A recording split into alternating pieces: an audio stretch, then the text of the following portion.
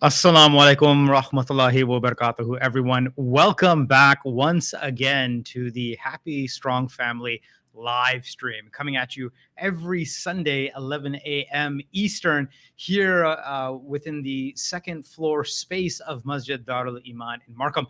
So today we're going to focus on dawah.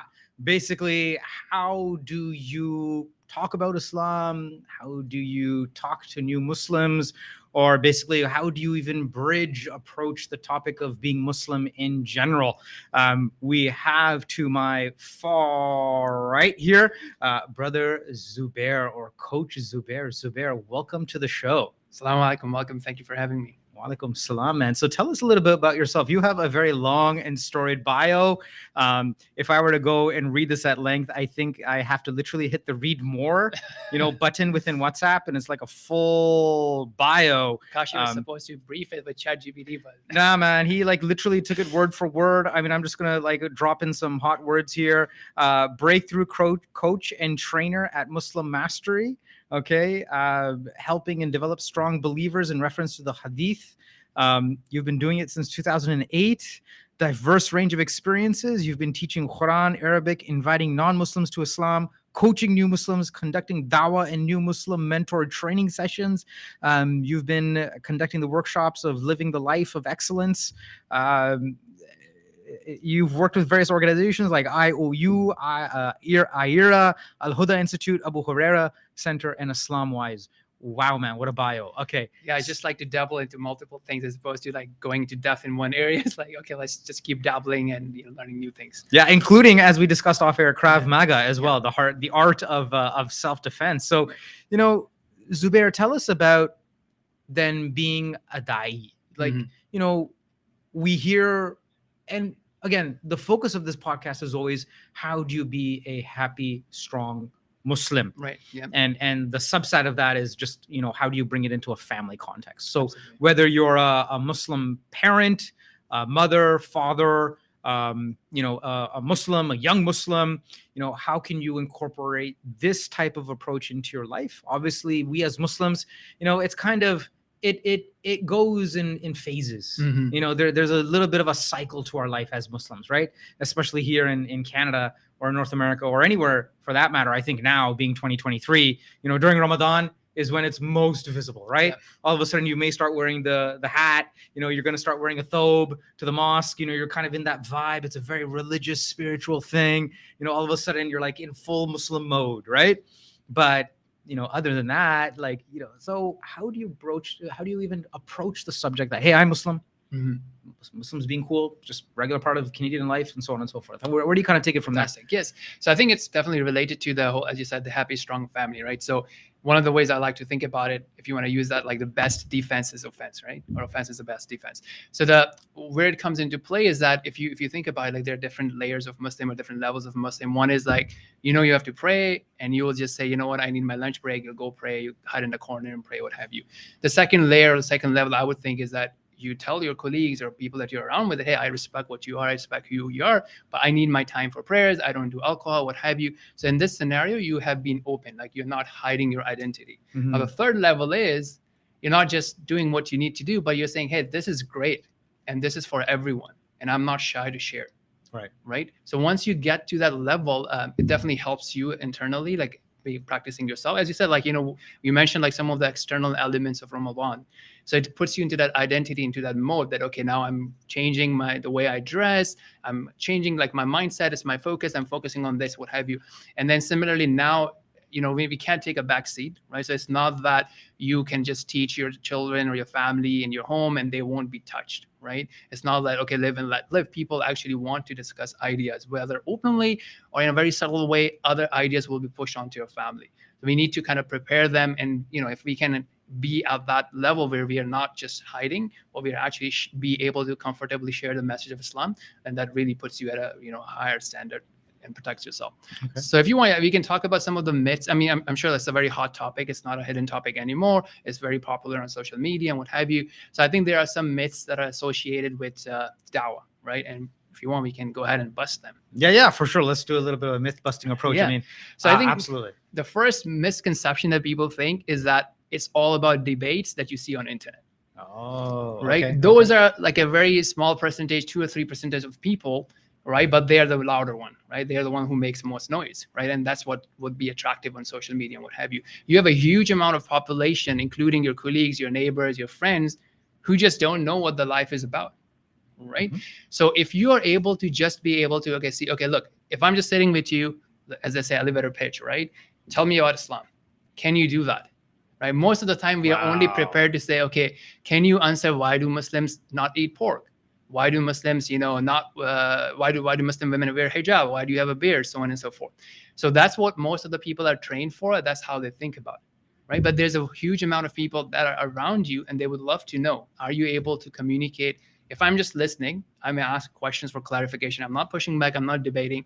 Are you able to just share the message of Islam? Right. Right. That's the number one thing. Just learn how to do that. Obviously, come to our channel. We have tutorials for that. We have training for that. Or go anywhere else. But your goal should be that, hey, if I'm given 5 minutes, can I explain the message of Islam? Okay. Can I explain who Allah is? I like that approach, an elevator pitch, right? Just to Yeah. use common business terminology. So then, okay, so let's walk us through this scenario. Right. Say I am a person who knows nothing about Islam. Right. So educate me. I'm your long-term neighbor. Mhm. Hey, I'm Ned, your neighbor. Yeah. So I think today, so this is so as a shortcut, what really exists, which is really great today, if you just look up Lex Friedman and Omar Suleiman, that podcast is great. Okay. Yeah, because I've seen many other podcasts that have happened with Jordan Peterson and even others. There was a lot of fight going on, debates going on, but this podcast was really great for me because it explained, who is God, who is Allah, what is Islam, what are the role So of messenger. Omar Suleiman I've heard of, and the other name was Lex Friedman. Lex Friedman. Yeah, so he's an MIT guy. He does pretty popular podcast. He had Omar Suleiman on it, so that's my go-to, right? So if I'm talking to my colleagues, I'm like, hey, have a look at this, right, and then let's have a conversation about it. Okay. Right. So I think that's a really great start. I mean, he does talk about some politics and some conflicts and all that as well. But even from the basics of Islam, it covers that. So usually my approach would be like, obviously once you have some rapport, like having a coffee conversation about it, you set the ground, right? I want to share the message of Islam with you. And this is not something I'm pushing on you or what have you. The relationship still continues. We'll still be colleagues. We'll still work together. But I want to share with you because I care. Right. And then it's up to you to, make that decision, do your research and what have you. One example I like to use, like how much time we spend figuring out which car to buy, right? Which type of phone to buy, where to invest our money, and so on and so forth. Now, those things, I mean, finding someone to marry, right? How much time we spend, right? So, but those decisions are not as highly consequential as a decision of you making a choice, I'm making a choice, Tom, Dick, and Harry making a choice about who is my God? What is my purpose? If you get that wrong, the consequences are really high. So I recommend people that, spend 10 minutes a week. Just think about it, do the research, let's have conversations, and what about you, right? So in terms of my approach, I definitely love the story of Adam alayhi salam. Okay. I think it's really underrated. It's not utilized as much in Dawah. It deals with everything, right? People talk about evil and pain on earth. That was the first questions the angels asked, right? It talks about free will, right? It talks about the concept of repentance. It talks about the concept of arrogance. It talks about the concept of pseudo-rationalization that Shaitan did. I'm better, I shouldn't be listening to you, what have you. And the big question about the why, right? When Allah subhanahu wa ta'ala told Adam alayhi salam and our mother, Hawa, that, don't eat from that tree, he didn't say, oh, it has high cholesterol, intermittent fasting, fat, this, that, bad. No, nothing. Is you respect me, you respect my authority, you be grateful to me, and just don't go near the tree. And then how they reacted to it, right? When they ate from it, now obviously among the Muslims and non-Muslims, you have two options, right? Either you justify or you apologize and then you fix yourself. Right. So walk us through this example more. Yeah, so this is what I use, like, basically, obviously I'm going to walk through them the whole story. And as I'm doing that, it covers a few things, right? As I mentioned that, look, we are created in this world. Allah is not saying that, look, that I'm going to make this comfortable for you, right? So right now I'm very comfortable in the studio. Thank you. But like an hour before I was at the Krav Maga gym, right? And there we were not comfortable, right? My coach doesn't want me to be comfortable at that time. So similarly, Allah is not saying that I'm going to make this world comfortable for you. It is a place of testing and development. It's not that one-time test, you fail it and you're out. You actually have the opportunity to develop, learn from your mistakes, and so on and so forth. So that is really important to understand this world, that it's a testing place. If you are comfortable, doesn't mean Allah loves you more. If you're uncomfortable, doesn't mean Allah loves you less, right? Now, Allah has given us a sort of boundaries. The first boundary being that, as he showed to Adam alayhi salam, our father, don't eat from that tree. Similarly, he has given us some boundaries. Within that boundary, we have the opportunity to be, to express our own individualism. Okay. Right? But as long as you do more good than bad, and then if you make it to paradise, that's the guarantee that, yes, there's no more taxes, there's no more pain, you don't have to watch your calories, eat whatever you want.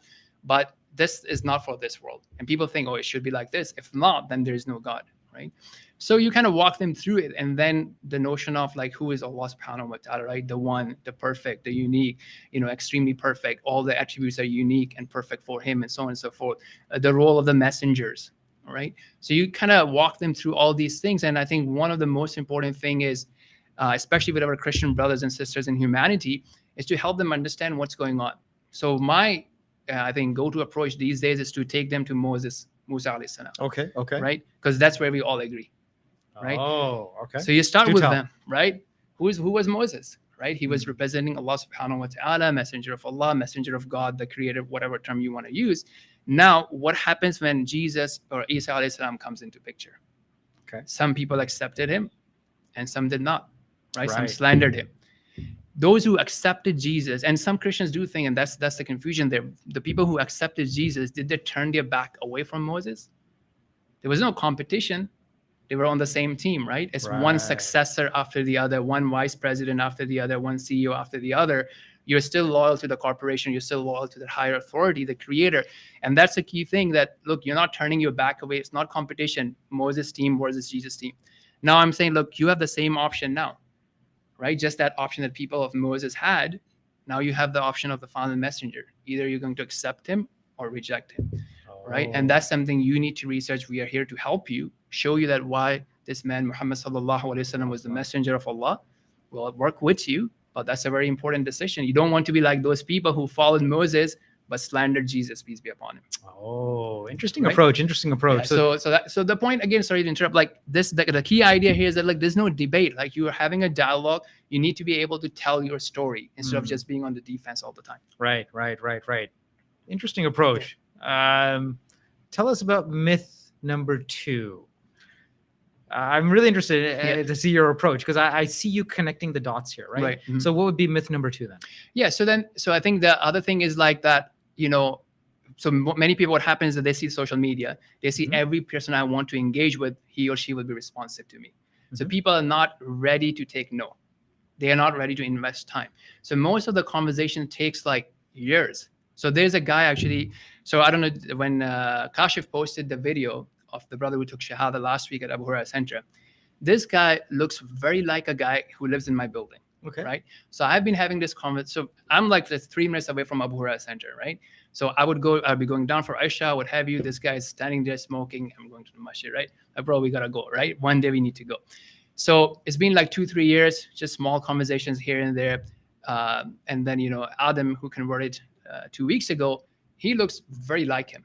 So I sent him the picture. I'm like, bro, what's going on? He showed it to his wife. He's like, yeah, this guy looks like my twin, right?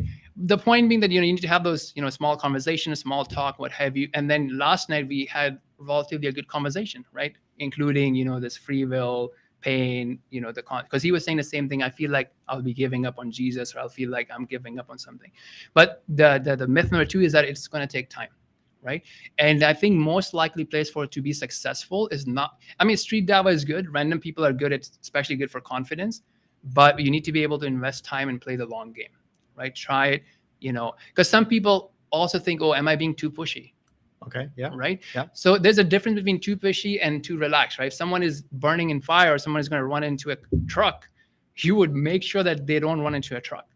Right. So you want to be like, so there's a good balance that you can do without being too pushy. Like, so it's not that every day I'm calling him up, right? Once a week, once a month, have you quick check in here and there, special events, things like that. Right. So then, okay, I'm just going to look at the topics here, right? So you've already in a way busted 2 myths. Yeah. Okay. That you don't have to necessarily start at a certain point. You can even go way back to the beginning, to Adam and Eve. Yeah. Okay. So that's myth number 1. Number 2 is that, it's going to be a bit of a progression. Right. It's going to take time to develop that relationship. Mhm. to kind of have that person kind of see the sense into why Islam is the next step, perhaps in someone's religiosity, if you will.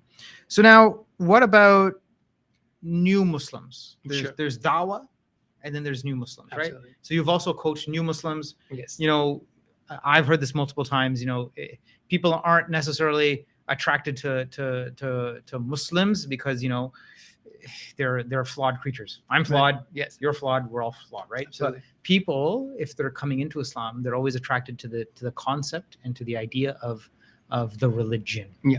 Right. Whether it's the hijab that maybe attracted them, or the concept of, yes, there's a higher power, that there's a final messenger, and so on and so forth. So how do you approach then this subject with new Muslims? Sure.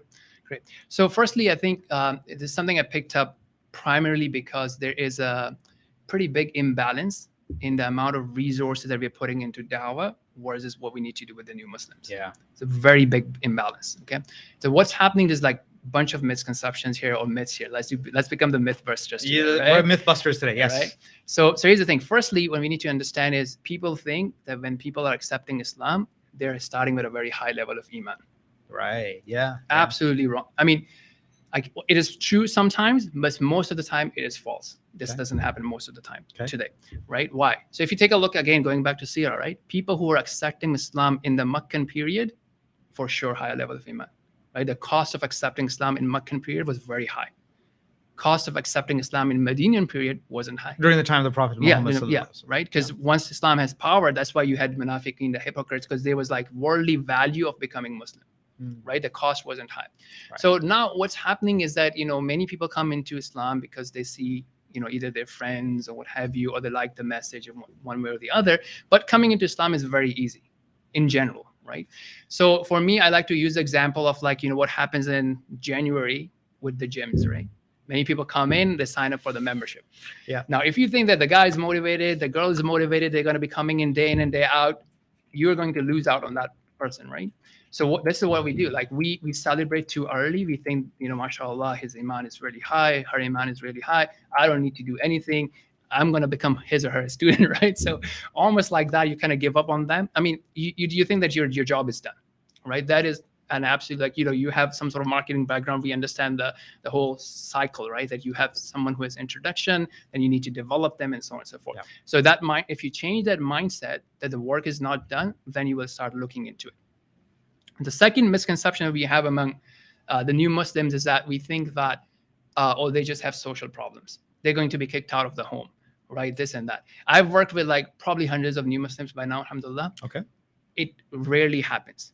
Oh. And when it happens, right? So there's a concept I say, okay, look at the correlation versus the causation. Okay. There's a correlation. Yes, the person took shahada and he's being kicked out, but that's not the cause.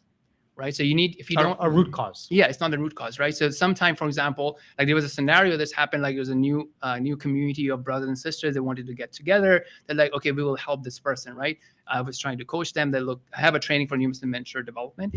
And they were saying, okay, there's someone who is being kicked out of the house, and we'll give him a spot in someone's basement, right, from within the community. Okay, so I said, make sure you understand why he's being kicked out. Just because he's Muslim doesn't mean that's the reason he's being kicked out. Most parents are not like that here in Canada. Yes, maybe in India, maybe in some places of the world it can happen. 3 weeks down the road, now they are figuring out how to get him out of the brother's basement. Oh, wow. Okay. Right? So there could be other problems. It could be mental health issues. It could be, substance abuse, whatever, right? I'm not saying that we shun them, but if you don't understand the root cause, you would not be addressing it. Right. Now, I'm going to switch over to producer Kashif. He's already kind of give us a note on the screen here, and that's why sometimes my line of sight goes to off camera because we do have a screen in the middle of the studio. So, Kashif, what questions do we have from the audience? Yes, Jazakallah khair. We had some dawah related ones come in from Instagram. Okay. So we'll ask those. Before we get to that, Zubair, you had mentioned to check out your channel for more information. So did you want to let the audience know how exactly they can get there? Yeah, so it's very simple. CoachZubair.com. That will take you to all the social media. Then you can choose whichever platform you like. CoachZubair.com. So let me just put it on here. Yep. So, okay. Okay, And he's then gonna we put it up on the also have screen now, Coach yeah. Zubair's Instagram. His handle is Coach Zubair. His YouTube channel also the same handle. And then Nice. as he mentioned, his on CoachZubair.com. So you have all And- these top icons that take you to the Yeah. platform. And then all the different topics Trainings, and so yeah. forth. Perfect. Very nice. Very nice. Jazakallah Maria, khair. So now the questions that came in. So I think the first one here we sort of touched upon. Let me just turn this off. So the first one that came in, yes, it was a very important question, and we were touching upon it. I am a recent revert. I feel many community members are overly judgmental and expect me to be at their level already or a perfect Muslim, demotivating when I can't practice at that level. How to deal with this? So I know you touched upon it, but maybe from both Yes, perspectives, absolutely. from the perspective of our new brother or sister, but then also as the rest of the community, like what Yeah. should we? This Please. is really important. Very Yeah, important. Thank you for absolutely. bringing that up. Absolutely. So when we have shahadas at the masjid, I try to emphasize two things, right? One is the notion of that, look, what we're saying, like share the message with your friends, colleagues, neighbors, and so on and so forth. The second thing is, this is again going back to a misconception. What happens is someone coming into the masjid, right? He or she is not dressed properly, maybe not even praying properly. So we have this, obviously, it comes from the right intention, the right place. We think that, okay, if I go and I correct this brother or sister, I will get the reward for the rest of my life because, I taught them. So what we are not realizing that when we do that, you can actually become, a blocker for them to come to the masjid. Many people, because many people are like, oh, you need to understand, I didn't know that. Like, obviously, when you talk to people, you realize this human psychology that you're going there, they're like, okay, everyone, like, all eyes on me sort of thing. Right? Yeah. Yeah. So everyone is watching me. I'm going to make a mistake and someone is going to come and correct me. That is not a very comfortable experience for most people. So my suggestion, first and foremost, is if you see a new person in the masjid, welcome them. Your first interaction with them should not be that I'm going to correct you, especially if he or she looks like new or new to the community or even new to the deen. Welcome them. And so what we have, alhamdulillah, most of the time in our masjid, people would just like welcome them and they'll say, okay, look, you look new to me and what have you. We have a team of people who cater to the newcomers, right? And they would introduce me to me or the sisters lead or what have you. And then depending on where they are, we can bring those corrections in slowly. Right. So that's really important. Don't start correcting people because of that interaction. That person may become, hesitant to come to the masjid next time. Yeah. And you don't want to be associated with that. Yeah, it's a very social situation, isn't it? Yeah. I think a lot of us don't realize the fact, or it's become so second nature to us. It doesn't even cross our mind, frankly speaking, that coming to the masjid is a very social experience, right? It's a very social. You're putting yourself out there. You're coming to the mosque, to the masjid. People are looking at you, like you say, all eyes on me. Right. Oh my God, I'm in a row. I'm lined up. I'm doing my wudu, and maybe I'm not doing it correctly, or maybe I'm not. I don't know how to read my salah, or maybe I'm fumbling on my words in my prayer. Whatever the case is, but we have to be a little bit accommodating. Yeah. And we can't be judgmental, can we? Yes, absolutely. So this is the second point. So just to I think this comes from a misunderstanding of the Islamic principle of Amr bil Ma'ruf wa Nahy anil Munkar, right? The scholars say that you only do it if it will not bring a greater harm. Okay. So if you're not sure that, okay, I'm going to teach someone and you do it and then it just brings a greater harm, there's no point of doing that. Second, just to touch on that, like this applies not only to a new Muslim, what we would consider a new Muslim. This thing applies to a newcomer to Islam as well. So in our new Muslim group or the new Muslim set that we have, that we mentor and coach, there are many people who we may want to call renewed Muslims, if you want to use terminologies. So they grew up in Muslim families, but by the time they got to us, they didn't know how to pray. Okay. So those people are also starting fresh. The people that you see on Eid, they could be fitting into that criteria. The people that you see that are in Ramadan, they're new, they're fresh, they want to connect with Allah. Let's not become a blocker for them to come to the masjid. Great point. Right? Great point. Now, coming back to that judgmental thing, this is something really important for us to think about, like, the practicing Muslim or the masjid goers or what have you, as well as the converts. So see, this is a very important statement to think about. If someone has an external element of Islam, has one external element of Islam, that does not mean that overall that person is a better Muslim. What do I mean by that? 100%. Right? So if I have beard, doesn't mean that, so if I have beard, someone else doesn't have beard. That doesn't mean that I have a higher level of iman or I'm an overall better Muslim than that person. Right? Same thing. If the sister wears hijab or niqab, doesn't mean that she is overall better Muslim than the person who doesn't. Yet on that action, if she and he has the right intention, yes, for sure. Right? They're compliant to that order. But what happens, we think that, okay, this person has to be some perfect, or we start thinking, oh, I'm better than this person who doesn't have a beard, or I'm better than this person who doesn't wear hijab. That's not true, because her salah or his salah can be way better than yours. Right? True. Very true. I may be backbiting, she may be backbiting, but they are not. Yeah. Right? I may be cheating here and there, messing on my promises, they are not. Right. So holistically, we cannot make that judgment. Good point. Right. Good So point. that's something for them, because I was talking to someone, he's like, yeah, man, you have a higher level of iman, or that. I'm like, no, we just have this one thing that I am externally doing well. That doesn't necessarily mean that I have this whole thing. Right. Good point. Good point. Good Now, point. the other angle is pushing back onto the converts. I always say that, look, this masjid is yours too. Yes. Doesn't mean because I'm Yes. born in a certain ethnicity, I have more right to it. It's a public service. Like, for example, if I'm going to a hospital, right, and I'm like, oh, okay, I'm an immigrant or second generation Canadian or what have you, I still should be able to get service from the hospital. For sure. Right? Yeah. So you need to claim your spaces as well. Right? Good And point. if you're going to be there, other sisters and other brothers are going to come there. So claim that space. Don't think, because it's hard. I'm not saying it's easy, but you need to also step up and don't quit.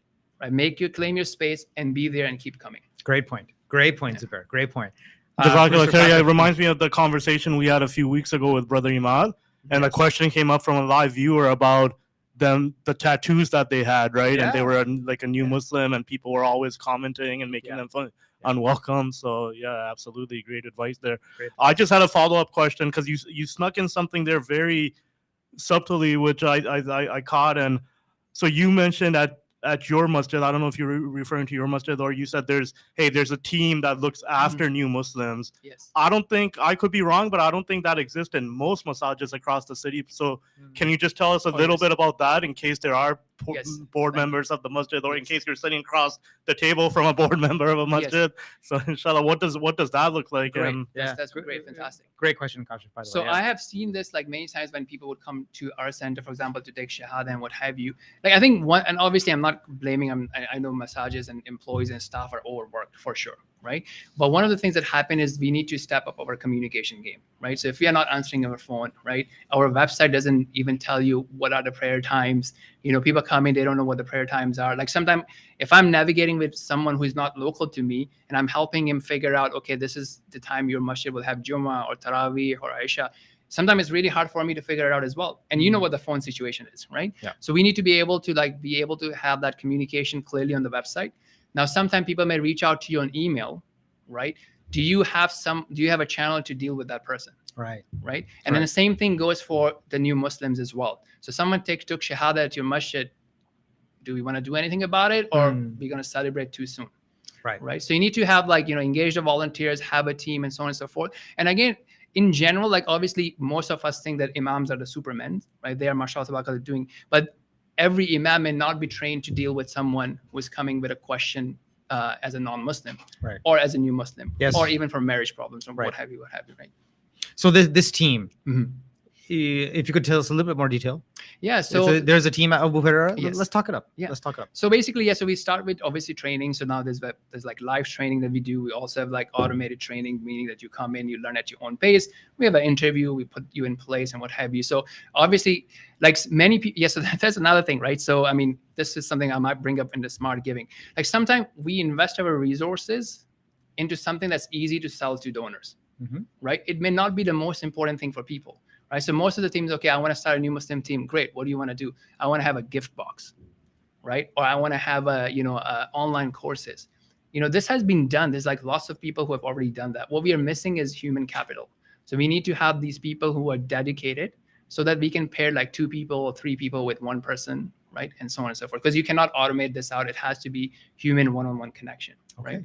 I think to be honest, in today's world, if I were to pick a jama'ah or a group that is doing that relatively well, not necessarily for the new Muslim, but for the Muslims, and obviously every group and jama'ah has their own pros and cons, what have you. But I think the kind of stuff that, Tabligh Jamaat does, right? They are dedicated to having that regular connection with the person. And that is sort of the model that we need to have with the new Muslims. Obviously, like tweaking some things, tweaking the priorities, and so on and so forth. But that's essentially what it is. Okay. Great answer. Thank you for that information. Producer Kashif, another question. Yes, Jazakallah khair. So the other question that came up here was, so my kids 10 and 13 years old have many non-Muslim friends. What are the guidelines for giving dawah to children? Don't want to upset their parents or interfere with developing minds of children. This question might be coming out of the political climate of today, right? Like we're sending our kids to school and we tell people, oh, you know, they're just kids, leave them alone. Don't bombard them with ideologies and these things. So what advice can you give here? Yeah, sure. So I think in general, like what I said earlier, like just be able to tell you a story, right? And frame it properly. So I think this is another thing that happens. We need to understand and be able to communicate that Islam is not a lifestyle choice. What do I mean by that? So it's not that, okay, I'm choosing to go on a keto diet, or is this a paleo diet, or is it a Mediterranean diet? And all of them works mostly, right? And then I can see, okay, what works for me, what doesn't work for me, whatever, right? Or I'm choosing to do Krav, or is this karate, or is this Muay Thai, what have you, or I'm just going to do like, conditioning, fitness, and whatever. So these things, people think that, okay, you know what, anybody can have any choice. So we need to be able to frame what it is for what it is, right? Okay. That we believe, just to summarize that, look, in general, why do I pray? Why do I go to this? Why do I have a beard? Why do I wear hijab? Is we believe that I'm a creation of Allah, right? All the things that I have, it's not mine. It's not like my body, my choice sort of scenario. It's like Allah has given me these hands, these eyes, these ears, this life. My wealth is from Allah. And it's to trust and to see how I will use it. Right. Again, if you want to use the business example, like a venture capital investing in your business. So you have some accountability towards it. Obviously, you have freedom, what have you. So within that, Allah has given us some boundaries. And this is not just to show his power and his authority. Those boundaries are good for us. Okay. So that dictates, that, look, I can do whatever I want, but I need to be able to make 10 minutes for prayer 5 times a day. Right. I can eat and drink, but I can only drink certain types of food and I leave other types of food. Everything has a wisdom behind it, but I primarily do it out of respect and gratitude to Allah. So that sort of framing is really important when you're talking to kids or colleagues or anyone around you. So, Zubair, in terms of like, and thank you, Kesar Bhai, for the instant Tim Hortons coffee. So we don't have any kind of production studio magic. Literally, brother Kesar, who is one of the co-founders of the Happy Strong Family team, has just gifted us Tim Hortons coffee, which is a running joke on this podcast that hopefully one day they actually sponsor the podcast, or Deneen's for that matter. I'm still waiting for that. Coach Zubair, brother Zubair, for kids nowadays, this I'm finding more and more of a red hot topic. Parents are concerned, right? Parents, there's a growing number of parents. There is a portion of parents who just want kids to be kids, right? And kids need that guidance from their parents.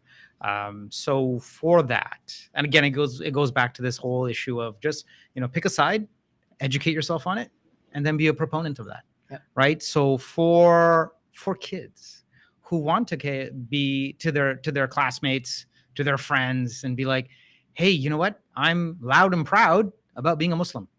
I think that also needs to be said. Yes. Right. Absolutely. There's nothing wrong with, and I know the terminology I'm using, and I'm using it very, purposefully. Yep.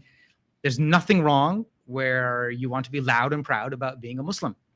You don't need to couch it in terms like I'm a practicing Muslim, or I'm Muslim by birth, or I'm a revert, I'm a convert. You can just say, I'm a Muslim. I'm loud and proud about it. If you want to know about it, this is it. So as a kid, let's role play here, right? Like how somebody would put into Chat GPT, give me a synopsis like I'm a 5-year-old. Explain this concept to me as a 5-year-old. So Zubair, I'm putting you on the spot now. Let's role play. Okay. I'm like a 10-year-old. Right. Okay. We're both 10-year-olds. Again, I'm Ned. I don't know why I'm picking the name Ned, but I'm Ned. Maybe Ned Flanders from The Simpsons. So I'm Ned Flanders. But I'm now 10 years old. You're 10 years old. You're Bart Simpson. Explain Islam to me. Great. Not that Bart Simpson is a Muslim, but I don't know why I'm going with this, but let's go. Okay. Well, I didn't bring my lunch today. You know why? Because we are fasting. Whoa. What does that mean, man? Like, what's that all about? So, bro, what's happening is that we believe that we have a creator. right? You know, when we come to the class, right? You know, this Miss Jefferson, she tells us what to do and what not to do, Okay. right? You know, if I want to get an A grade, or I want to be like, you know, I want to get like play in the fields for the soccer game, Yeah. I need to be able to do certain things to be able to get there, right? And that's what determines my A grade, B grade, or if I will be praying forward, back, or what have you. Similarly, you know, our God, our creator who loves us, he has created us and he knows better for us. So he has taught us certain things that we do and certain things we don't do, right? Sometimes you may think it's a lot of restrictions, but you know what? I really enjoy it. And when I break fast, I have all the favorite food that my mom is cooking for me. I get a lot of Eid gifts and so on and so forth. But I primarily do it because I love him, just like he loves me. He has created me. The food that I have on the table, he has given me. So I like to, you know, follow him and obey him. So that's why when he tells me that, okay, one month a year, I can't eat or drink during certain times, I don't do it. That's cap, man. You're capping. You're capping right now. Like you were telling me that this God, you know, that you like following him. Like those whole rules, man. I don't follow rules at home. Like, why would I you know follow what? the rules of God? You know, But like, I think that's you cap. do.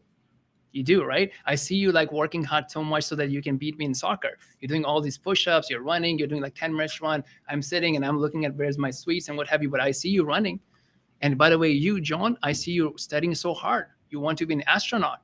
You want to go and work for NASA, right? And you're like reading physics books all the time and like, the books are heavier than my gym weight or what have you, right? So you're putting all this effort, right? So when you love someone, and you realize there's going to be something, yes, you may have to sacrifice, right? You tell me, right? No pain, no gain, right? Wow, man. Okay, now I'm getting it. I'm getting it. Let's go. This is interesting. So tell me more. Tell me more. Yeah. So maybe you know what? So let me ask me what do you want to know? Like what comes to your mind? Just be frank, be open. You know, we're friends. No problem. Yeah, I mean, this whole concept of being Muslim, it kind of scares me. Like, you know, I would say that, yeah, I believe in Jesus and I believe in God, but you know, why is there a religion after Jesus? That's what I don't understand, you know? No, so it's the same religion, right? It's the same God. But see, here's the thing. Now, if I tell you, can you tell me what did Jesus do? Right? Can you tell me? Okay, so here's it. Let me ask you a quick question. Okay, don't think too much about it, right? Was Jesus a white man? In all the paintings, yes. But And on not, social right? media. But you know what? If we go to ChatGPT that we used for our homework last night, Yeah. we asked ChatGPT, who'll tell us it wasn't white man. Whoa. So sometimes, you know, people just like have these, you know, commercials. They try to lie to us. This fake news, man. We got to get out of this matrix. And let me ask you something else.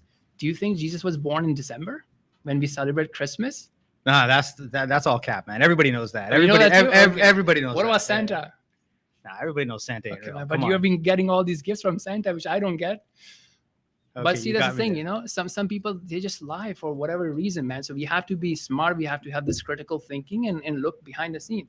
So basically, Jesus and Muhammad are just messengers of the same God, right? And, you know, now that we don't have the originals to go back to Jesus, God sent another messenger and he protected it, right? So everything has been protected. You know, we've been hearing about this blockchain thing, like where's this, all transactions are open. I don't understand this fully, but my dad understands it. But Islam is like that too. You have this chain that we have everything going back to Muhammad, peace be upon him. Right? Whoa. So Okay. we need to So figure that out. so this is what we've been doing for the past like few minutes here. You're not watching, you know, some kind of bizarre episode of I know Brother Mushtaq and guest Coach Yeah. Zubair all of a sudden, like, you know, I acting like didn't see the teens. confusion. You know, so let's just break the role playing here. We've been playing like teens just to kind of illustrate the example that yes, even for children, Mhm. you can have or kids or teens, you know, you can have an intelligent discussion. Yeah, about- and this is a common thing. Like many parents underestimate the maturity level of their kids, right?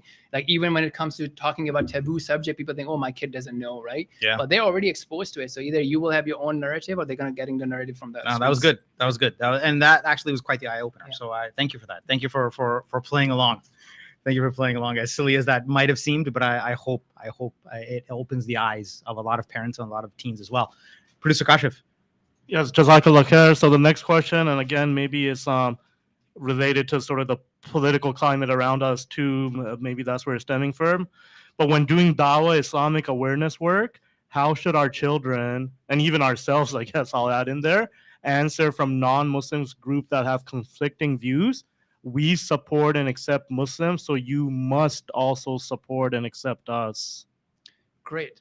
Mm-hmm. Yes. So accepting and respecting doesn't mean that I cannot hold and be an advocate and be an ambassador for my values, right? That's where like kind of comes that I don't have to champion your cause, right? So you may have a certain lifestyle. I respect you. I'm not shunning you for that, right? But at the same time, I don't have to go and advocate your lifestyle, right? I'm going to advocate a lifestyle that I believe in, the values I believe in, right? And that's something that we need to be able to understand, right? That, okay, look, I'm not asking you to advocate my lifestyle. I want like, freedom of choice, freedom of religion, this and that.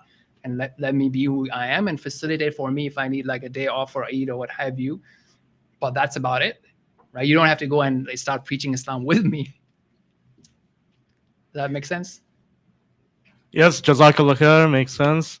So yeah, we'll go. So now I think that was it for the Dawah question. So Okay. unless you guys have more to talk about Dawah, we can sort of switch topics. Yeah, we could definitely switch topics here. I mean, So, Coach Zubair, you've also mentioned you want to bust some myths around smart giving, understanding the Quran, and then maybe even kind of end off with self-defense. So please, what's that all about? That sounds great. So I think just connecting, I will probably start with Quranic Arabic, and here's the reason. Because you know how you've been talking about how do we empower our children? Yes. Right?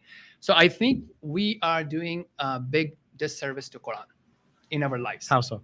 So in majority of the situation, like, we don't read Quran. Like, we don't understand Quran. We don't discuss Quran at home, right? So we might discuss a podcast, we might discuss a lecture, everything, but we don't discuss, like, we don't have Quran circles, right? They have Bible circles, a Bible study group. We don't have that at our homes or in our masajid. So for example, at Abu Huraira Centre, we have started this even for the kids, right, who are doing memorization. So 1 hour a week, we actually go in and we just discuss Quran, right?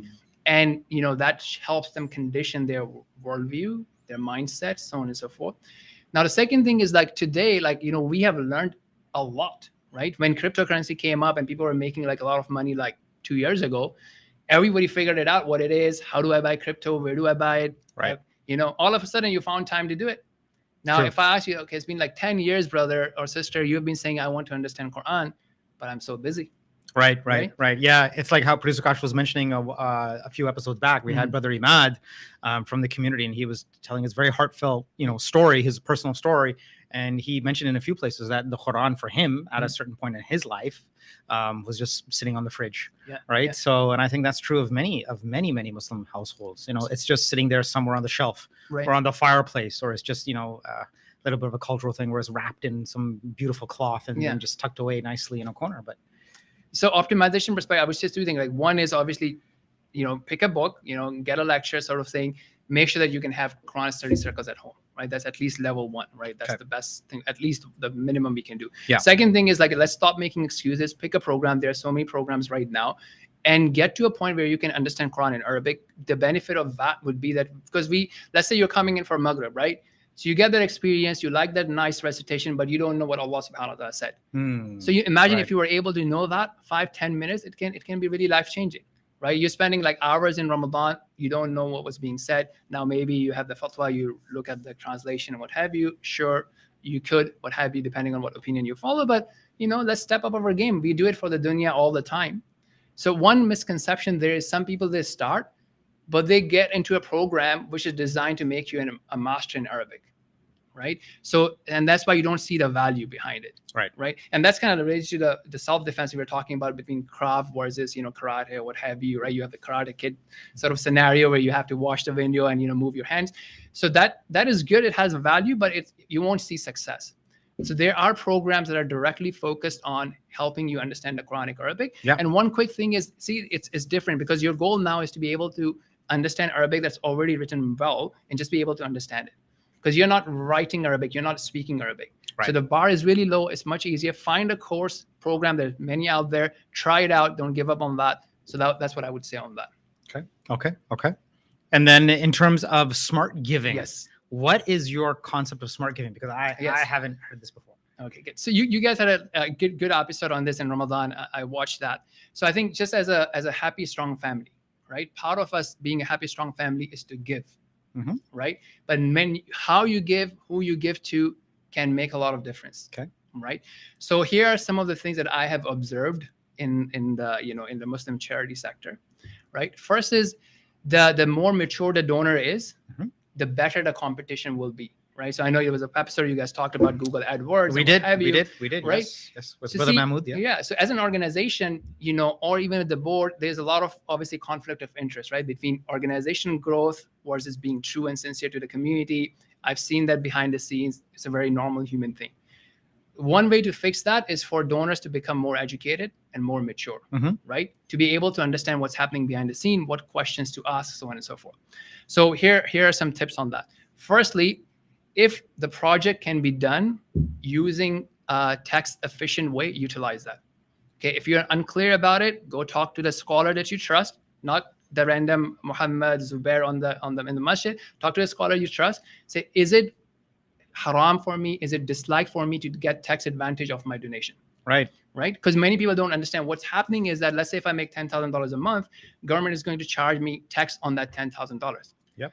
However, they have a clause that, look, if from that 10,000 you're giving $1,000 in charity, then we'll only tax you on 9,000. Because we shouldn't be taxing you on the 1,000 that you're donating. That's in a very basic way. That's the concept. It is. Right. A lot of I find a lot more people need to actually educate themselves. Exactly. Because and people think, oh, it's been my piety and I want to take benefit. This is Yeah. not. This is you being smart with your money. You don't want to be wasting your money. exactly. And then you give more if you want to. Yeah. Right. For So sure. that's first thing. The second thing is understanding some terminologies. Right. So many charities are claiming, okay, we are transparent. We are transparent. We are transparent. Mhm. Okay. So they use this buzzword. What does transparency means? Mhm. The transparency that CRA requires is very low bar, by the way. Oh. So if I ask you that, you ask me a question, what is your overhead? Right? What do you mean by that term? Right. So the CRA definition of overhead is way different than what an average donor would think of overhead is. Like, obviously salaries, rent of the office. That's not the CRA definition, by the way. Wow. Right? Okay. Mind blown. Okay. So see, if I want to do some project in Pakistan or Bangladesh, right? So we have started a project just to something so I could see like end-to-end status, right? So we are actually working directly with the person who is doing the work, right? So we just wanted to have a demo pilot project to do it differently, and we'll show it. So that's also linked to my Instagram, or you can look up Share a Meal CA on Instagram. So anyway, so coming back to that point, sorry for that pitch. Coming back to the point. Oh, good, man. Yeah. So any expense according to CRA has to be categorized into one of the three buckets. Yeah. Right. Either it's the program spending. Mm-hmm. Right. Now, the program spending definition is that, so if you're renting an office for that, you can technically claim that 33% or even more is program spending. Okay. Even though you and I may not consider it program spending, because for me, program spending is what's getting on the ground. Yeah. Right? Well, yeah. That Right? would be my assumption. Exactly. That's not the CRA assumption, though. Oh. Right. So there's ways like, a lot of lack of transparency comes in. Right. And if you are the only charity that's going to talk about it, and the rest of the charities following the CRA standard, guess what? An immature donor will say, oh, you have such a high overhead, I'm not going to donate to you. Right. So would you be bold enough to educate the donors, or be truthful, be actually transparent, so on and so forth. Right. So, and okay, same thing. Now, for example, let's say you have a CEO, right? Okay. What does a CEO do most of the time? In my humble opinion, 90% of his time is fundraising. Oh, for sure. Right. For sure. Yeah. Is that how the charity is documented, though? Oh, okay. Okay. Right? I follow you. According to CRA, they can say, 33% program. Yep. 33% admin, 30% marketing or fundraising. Right. So right now you're seeing these numbers on some of these charts that would say that, okay, 11% fundraising, 4% admin, 95% on programs. Right. That is coming from this CRA definition, which is not how a common person understands. Right. So as we become mature about these things and we push back, I think charities will become more transparent. Interesting. So that's the second thing to think about. The third thing to think about is like, look, if a sheikh, influencer, or someone is saying donate to this charity, that does not imply, now whether the sheikh should do or not, that's a different topic, but you becoming mature, it does not imply that the sheikh understands their books, right? Is that he or she is able to compare one charity versus the other, right? He's doing, general service that, be generous, do the sadaqah, do this and that. So just, open your eyes and be vigilant about it, right? So that you can able to compare one product from the other. Last thing I would say is that this notion of this is zakat eligible, right? There's a lot of difference of opinions. There's a lot of play in there that can happen. It is also a conflict of interest. Right. There are many projects that people would say it's zakat eligible, but it's my project. I want your money. Should I be the one telling you it's zakat eligible? right? Or should there be an independent study, or you should go to your scholar, to your mufti and say, look, is 100% of my money in there is zakat eligible or not, and so on and so forth. Right. So I would just say, like, start thinking, and this is something in general, like, I talked to Kashif about it, is that we have to be more critical, we have to be more analytical in our understanding, and, just not, whether it comes to our time, whether it comes to our money, and be smart about our choices. Yeah, it's a topic we've discussed a few times on this show, and we've been able to, this is a big statement that I'm making, but whenever you hear 0% admin or 100% zakat, those are marketing gimmicks. There's a lot of nuance and a lot of details and technicalities behind those. And I think as donors, as you're saying, we need to be smart and look into them. Absolutely. And I think, brother, and this entire space is sort of getting very sad now, I think, where there's a huge competition, and between these big charities, there's hundreds of millions of dollars flowing.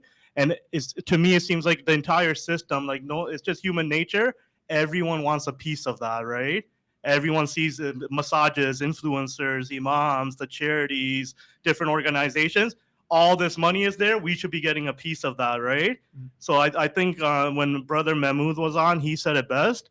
This is not our money. We're custodians of people's zakat and sadaqah. It's not our money just to give to people, for these type of things. So, absolutely. So if I may add two things on that, right? So I was listening to a audiobook as I was coming here, right? So like venture capitals, right? When they start a fund, they're only charging 2% management fee, 2%. Okay. Right, and we are talking about double digits, right? 15%. This is a reported amount. As I said, reported amount has this subjectivity depending on how honest and how transparent you are. Because if you just want to follow this CRS standard, you're not lying.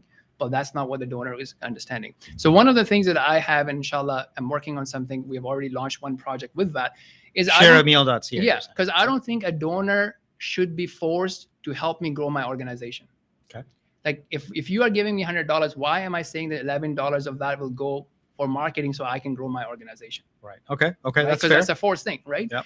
Yes, I need marketing, but I can just come to you. You're my friend, right? Can you help me grow my organization if you like the concept, what I'm doing? Or I can make it to a donor. If you like what we're doing, if you want to spend into it, great, help us market. If not, class, we'll do if we only collect $100,000, we are only responsible for transferring that $100,000. Allah is not going to ask me, hey, why was your organization not doing $1 million? Right.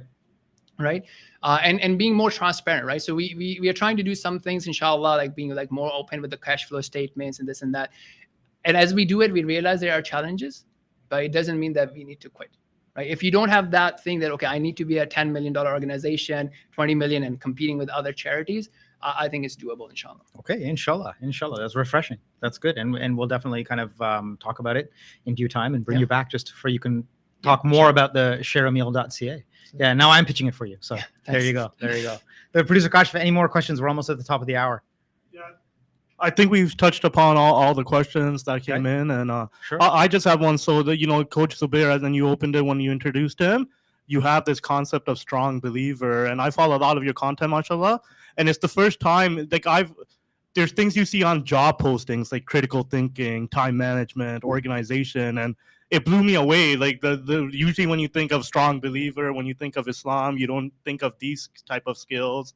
So what are some of those like top 2 or 3 skills that obviously we don't have much time, and why are these skills important? Because I never even before watching some of your content, I thought, hey, this is stuff I need to work on for my career, for my professional development, but to make myself a stronger believer, why do I need to invest in these things? Great. So I think going back to what I was saying earlier about the Dawah thing, that whatever we have, these resources are trust from Allah subhanahu wa ta'ala. 100%. And we have to utilize it while within the boundaries of Allah to maximize the output. Right. So the hadith that actually mentions it, right? Al-mu'min al-qawi khayrun wa ahabbu ila Allah min al-mu'min al-da'if, right? The strong believer is better and more beloved to Allah than a weak one, and in both of them is khayr. So it actually gives you some of these things that you can do. So the first one it gives is like engage in what is beneficial for you, and do not be lazy. Do not do not give up. Do not be lazy, and engage in what is beneficial for you. And that is something, it goes back to the critical thinking, because if anyone takes a look at where is my time going, right now, attention is the new economy. So there's everyone on Instagram, on the Facebook is trying to grab your attention. Yeah, I like that. Right. Yeah. So if you are just going to give your attention to anyone, you're just like losing on your time. Yeah. Right. Unless you have like a detox routine like Kashif, right, that you can't reach him at night. Just kidding. Right. So you need to be able to understand that, look, I can't give my attention to anyone who's demanding it. right? So you figure out what is beneficial for you, right? And then it goes into like how we are spending time, even from the practicing crowd. Sometimes you would just go and pick a side on one of these two influencers debating on internet. You pick a side and you become a pawn in their fight. Right? So just think about what is beneficial for you, what is beneficial for your family. Utilize what Allah subhanahu wa ta'ala has given you properly and build new skills, right? And that goes a long way as well. Like, we're not building skills. Okay, I'm like 30, this, that. I'm done education. I don't need to bring any new skills. I'm just going to focus on my children. That's not the right approach necessarily. And then lastly, it also then tells you that, okay, if something were to strike you, right? You made your effort, results did not come in. So what? Right? Don't now go into the low scenario, right? As mentioned in the hadith, don't say, okay, Allah, if I had done this and that, because that's just going to be anxiety, depression. I'm not saying this is the only thing, but that will lead to it. Right. Rather, you realize that, look, qaddar Allah wa ma sha'a fa'al. This is how Allah has decreed, and He does what He wills. You will be rewarded for your effort, not on the results. And then you move on, you learn from that, pivot, and you keep going on. Nice. I like that. I like that. There's, we should definitely bring you back, Zubair, just to focus on professional development.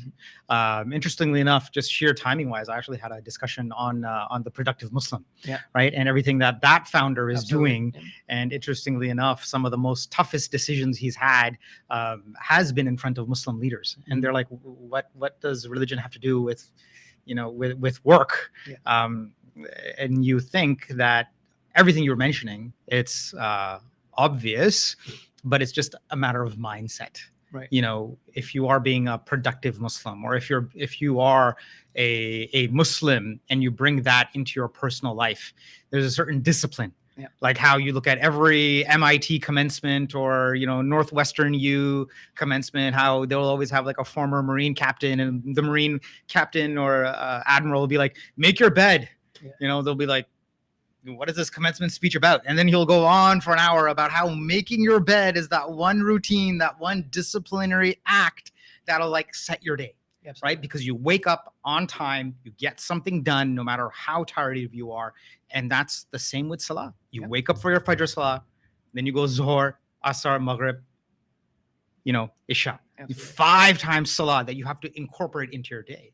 So if you're in that mindset that I'm going to be as productive as possible within the parameters of me also reading my Salah, within the parameters of me also being the best Muslim I can be. We've had this discussion many a time. The Prophet ﷺ wasn't just a prophet. He was also a statesman. He was also, he was also a businessman. That's why Khadija radhiyallahu anha married him in the first place. She approached him, is like, wow, you check out pretty good, and you're good at business, and you got great manners, and you look good. Okay, I'm proposing to you, so on and so forth. We can go on and on and on.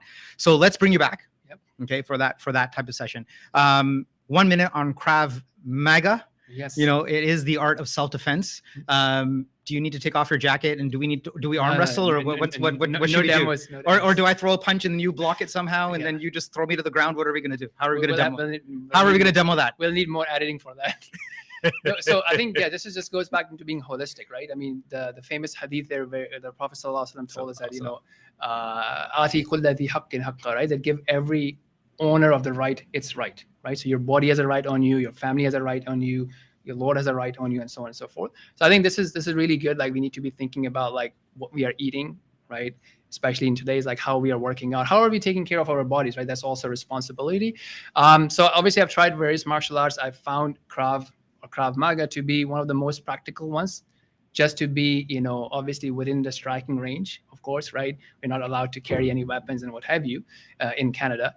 So, it is a good skill to have. It's most practical compared to some of the other martial arts. But in general, any other would do. But I think I have tried Muay Thai as well as Krav.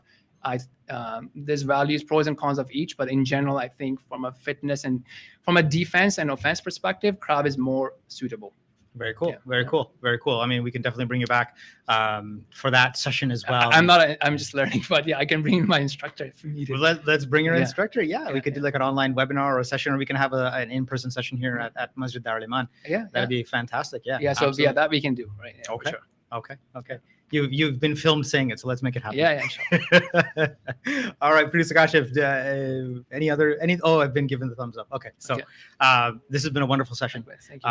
Zubair, thank you so very much for coming today and spending an hour with us on our weekly live stream. This is Brother Mushtaq signing off.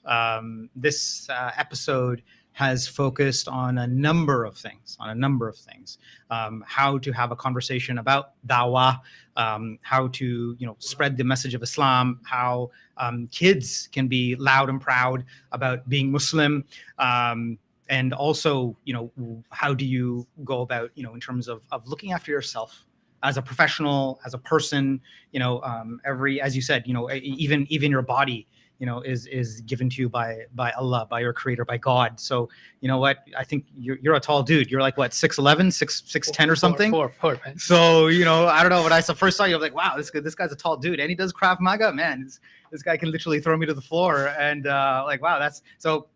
You know what? Look after yourself. Any form of exercise obviously will definitely help, and there's so many health benefits, as Dr. Zehan Rashid is always talking up on this episode, on this series as well. So that all being said, I'm going to now sign off. This is the Happy Strong Family ongoing weekly live stream. Spread the channel, share the channel with your circle, share it on the socials, do what you can to spread the word. Our focus has always been on developing strong, healthy Muslims, developing strong, healthy families with a Muslim lens. So whether you're a Muslim or non-Muslim, I'm sure there's something helpful for you from this podcast, and that's our goal. Plain and simple. So I'll sign off. This is Brother Mushtaq with the Happy Strong Family team. I'll see you soon.